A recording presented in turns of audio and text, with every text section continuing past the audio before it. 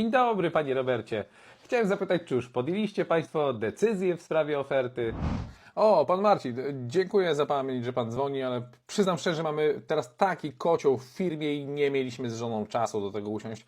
Mam prośbę, niech pan zadzwoni za 2 tygodnie, to my już tematowi się przyjrzymy. 2 weeks later. Dzień dobry, panie Robercie. Dzwonię tak jak się umawialiśmy, przypomnieć się w sprawie decyzji. Ach, decyzja.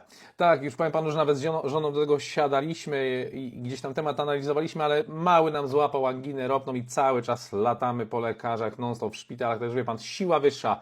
Proszę dać nam jeszcze 2 tygodnie i zadzwonić. 2 weeks later. Panie Robercie, dzwonię zgodnie z umową w sprawie decyzji. Witam, panie Marcinie. Tak, wiem, ale właśnie wyszliśmy od weterynarza, bo naszego psa potrącił samochód i nie uwierzy pan, jakie to są koszty leczenia zwierząt w Polsce w dzisiejszych czasach.